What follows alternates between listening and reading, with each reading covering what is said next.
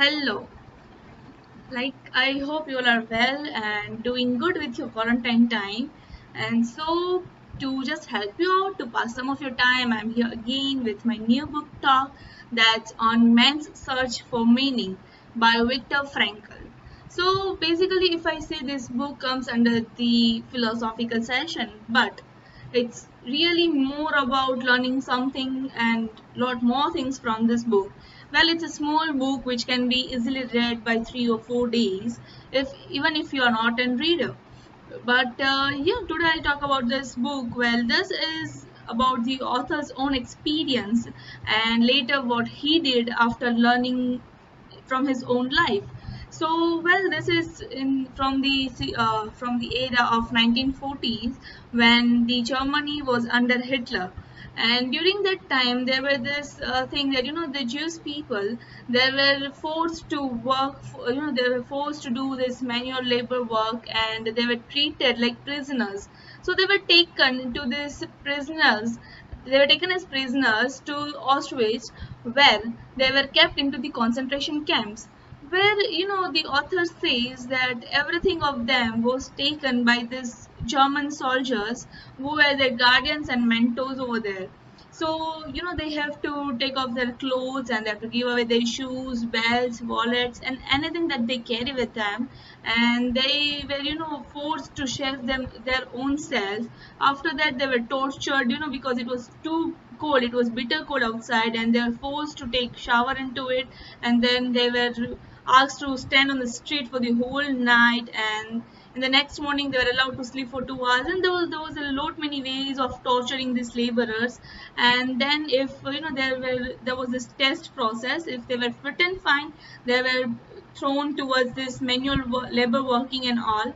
And if they were not well by health, or if they were old, they were shifted to these gas chambers where eventually they will die. So this was the way they treat these prisoners over here. But the author is also an psychiatrist.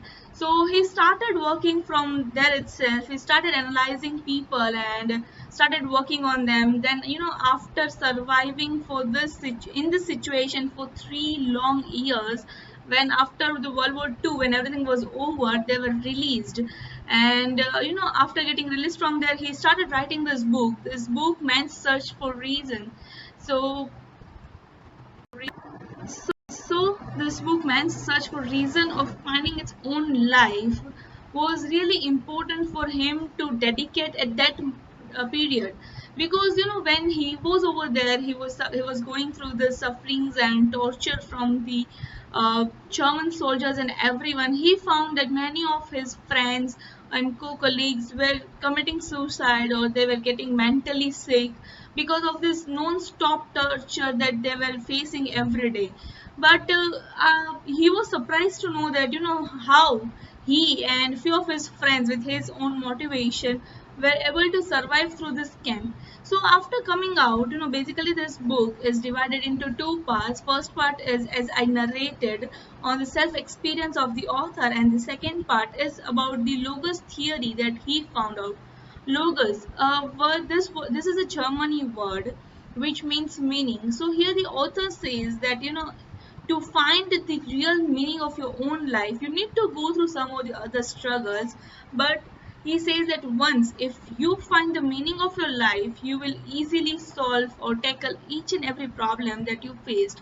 Because what I face, as I am a psychologist, so when I meet new people and I go in front of everyone, I find that people are really worried about the very little problems that they face in their routine life. But when I read this book, or when you will read this book, you will see that what actually the problem means. People have to suffer through a lot of things, the slavery, and then the torturing, the the words are very less when we start feeling this. The book has described it very beautifully, like the first 5 pages of it says a lot. The description that he gave about his own sufferings.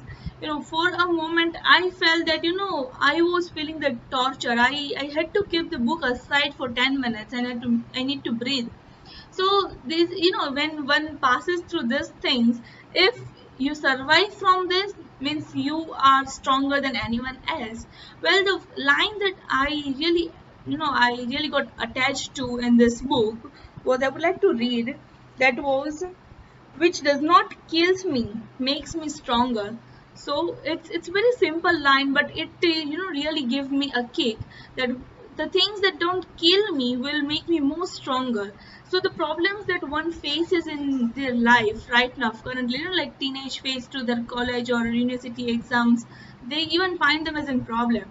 So every phase of life you will find some or the other problems, but when this problem don't kill you, that means you are surviving through them, that means you are being more and more stronger day by day. So yes, I would say that you need to challenge each and every problems that you get in your life, and of course you will survive and you will be more stronger person.